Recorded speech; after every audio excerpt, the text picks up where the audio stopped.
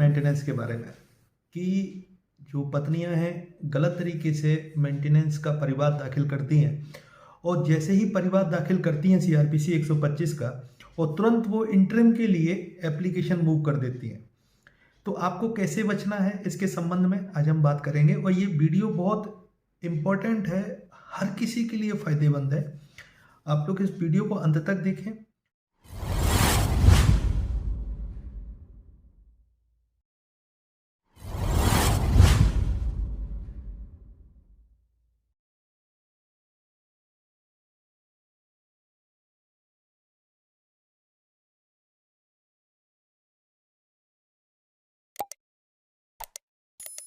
नमस्ते भाइयों, मैं हूं आपका दोस्त ब्रह्मदत्त। कैसे हैं आप लोग? आज हम बात करेंगे मेंटेनेंस के बारे में कि जो पत्नियां हैं गलत तरीके से मेंटेनेंस का परिवाद दाखिल करती हैं और जैसे ही परिवाद दाखिल करती हैं सीआरपीसी 125 का और तुरंत वो इंटरिम के लिए एप्लीकेशन मूव कर देती हैं। तो आपको कैसे बचना है इसके संबंध में आज हम बात करेंगे और ये वीडियो बहुत इम्पोर्टेंट है, हर किसी के लिए फ़ायदेमंद है। आप लोग इस वीडियो को अंत तक देखें। अगर आप लोग हमसे मिलना चाहते हैं तो आप लोग हमसे आगरा दीवानी में मिल सकते हैं। नीचे हमारा मोबाइल नंबर डिस्प्ले कर रहा है। अगर आप लोग हमसे संपर्क करना चाहते हैं तो आप लोग हमसे समय लेके संपर्क कर सकते हैं, जिसमें हमने 300 रुपये 15 मिनट के लिए रखा हुआ है। आज हम बात करेंगे कि ऑनरेबल सुप्रीम कोर्ट ने जो रजनीश वर्सेस नेहा का जो गाइडलाइंस जारी किया है, तो मैं आपको बता दूं कि ऐसी बहुत सारी न्यायालय हैं, जिला अदालतें हैं, जिनमें कि इस साइटेशन के बारे में डिस्प्ले बोर्ड पे पब्लिश नहीं किया गया है। बहुत सारी ऐसी अदालतें हैं जो इसको फॉलो नहीं कर रही हैं। तो ऐसी कंडीशन में क्या होता है कि ये जो रजनीश वर्सेस नेहा है 4 नवंबर 2020 को आदेश पारित किया गया था और इसमें ये बताया गया था, सारा प्रोसीजर इसमें बताया गया है कि किस तरीके से इंटरिम, किस तरीके से मेंटेनेंस, फाइनल मेंटेनेंस, किस तरीके से डोमेस्टिक वायलेंस और किस तरीके से हिंदू मैरिज एक्ट सेक्शन 24 के तहत में भरण पोषण लेना है। इसमें सारी प्रोसीडिंग के बारे में बताया गया है। अगर कोई झूठा एफिडेविट देता है तो झूठे एफिडेविट पे अंडरटेकिंग जो होती है वो अंडरटेकिंग के व्याप में 193, 191, 199, 200, 209 की कार्रवाई अट्रैक्ट करती है और कंटेम्प्ट ऑफ कोर्ट 1971 के सेक्शन के तहत में ये कोर्ट की अवमानना हो जाती है। तो इस एफिडेविट के आधार पे हमें कब एक्शन लेना चाहिए, बहुत सारे ऐसे मामले देखे गए हैं और काफ़ी हद तक पतियों के लिए अच्छा भी है। रीजन क्या है कि जो महिलाएं अपने परिवार में गलत तरीके से बढ़ा चढ़ा के तथ्य देती हैं, वो कहती हैं कि पति की सैलरी इतनी है, पति की प्रॉपर्टी इतनी है, लेकिन होता कुछ नहीं है, वो एविडेंस नहीं दे पाती।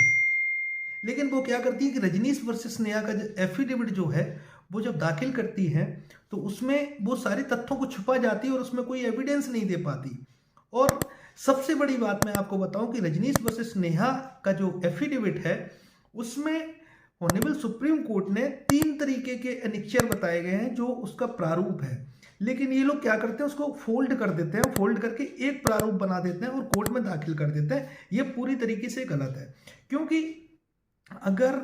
ऑनरेबल सुप्रीम कोर्ट ने अपने साइटेशन में ये बात कही है रजनीश वर्सेस नेहा में कि अगर आपको किसी भी तरीके से अगर मॉडिफिकेशन करना है इन एफिडेविटों में न्यायालय में दाखिल करने के लिए तो आपको उसके लिए न्यायालय से अनुमति लेनी पड़ेगी। लेकिन ऐसा नहीं किया जाता है, एफिडेविट दाखिल कर दिया जाता है और एफिडेविट में बहुत सारी ऐसी चीज़ें होती हैं जो तथ्यों को छिपाया जाता है। तो सबसे पहले आपको देखना है कि जो 125 का जो परिवाद है उसमें जो एफिडेविट दिया गया और ये जो एफिडेविट है एक दूसरे के कॉन्ट्राडिक्टरी हो जाते हैं। तो यहाँ पे लेकिन न्यायालय क्या करती है, न्यायालय फिर भी भरण पोषण दाखिल कर देती। तो इसके व्याप में आपको तुरंत एक्शन लेना चाहिए। आप सीआरपीसी 340 की कार्रवाई भी कर सकते हैं, लेकिन सीआरपीसी 340 की जो कार्रवाई है वो थोड़ा सा टिपिकल हो जाती है।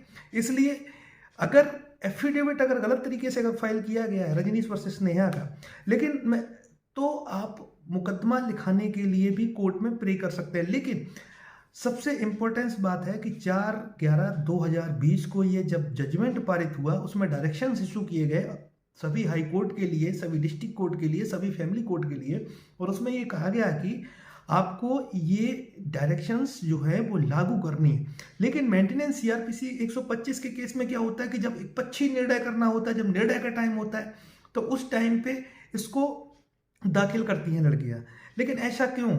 जब गाइडलाइंस 2020 में ही जारी हुई है तो उसी टाइम पे कोर्ट में ये दाखिल करना चाहिए, इंटरिम से पहले करना चाहिए। जो इंटरिम मेंटेनेंस है उसके लिए भी बताया गया है कि इंटरिम तभी डिसाइड होगा जब ये एफिडेविट दाखिल किया जाएगा, लेकिन ऐसा नहीं किया जाता है।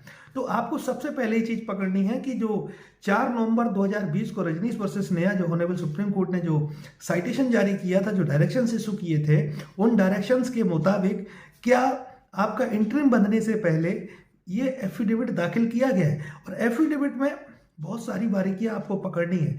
क्या ये एफिडेविट जो सुप्रीम कोर्ट के साइटेशन रजनीश वर्सेस नेहा के according annexure 1, annexure 2 and annexure 3 के तहत में जो जारी किया गया है कि उसके अनुरूप है या नहीं है। तो अगर उसके अनुरूप नहीं है तो भी ये एफिडेविट फॉल्स एफिडेविट माना जाएगा और आप इसके खिलाफ में एक्शन ले सकते हैं, क्योंकि इसमें स्पष्ट लिखा है कि अगर किसी भी तरीके का कोई भी मॉडिफिकेशन अगर आपको करना है तो आप को न्यायालय में उसके लिए अनुमति लेनी पड़ेगी कि साहब हम ये चीज़ें इसमें ला रहे हैं, ये हमें मॉडिफिकेशन करना चाहते हैं, इसके लिए हमें प्रार्थना पत्र देना पड़ेगा, तभी आप उसको मॉडिफिकेशन कर सकते हैं। अगर और रही बात इस जो इंटरिम मेंटेनेंस है 125 सबसेक्शन 2 के तहत में जो इंटरिम बांधा जाता है, उस इंटरिम मेंटेनेंस को आप 482 में नहीं ले जा सकते, जहां तक मेरा मानना है, क्योंकि वो इंटरिम है। अब इसके लिए क्या करना पड़ेगा? तो इससे बचने के लिए हमें सबसे पहले ये देखना है कि इंटरिम है, इंटरिम किस आधार पे बांधा गया है, इसमें जो तथ्य दिए गए हैं उसमें साक्ष्य एफिडेविट किस तरीके से दिया गया है, और साक्ष्य एफिडेविट के साथ में जो रजनीश वर्सेस नेहा का जो एफिडेविट है वो दाखिल किया गया है नहीं किया गया है, ये सारी चीज़ें हमें उसमें देखनी है। तो मैं आपको एक चीज़ और बता दूं कि जो इंटरिम मेंटेनेंस होता है, इसकी जो अपीली जो कोर्ट होती है वो हाई कोर्ट होती है, लेकिन हम 482 में नहीं जा सकते, इसको हम कॉन्स्टिट्यूशनल में ले जा सकते हैं क्योंकि इंटरिम में ही है।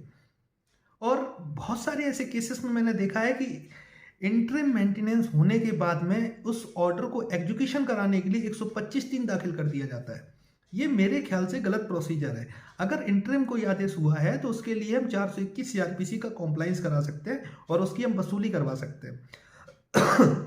तो आपको ये देखना पड़ेगा कि किस तरीके से आपके खिलाफ में कार्रवाई की गई है।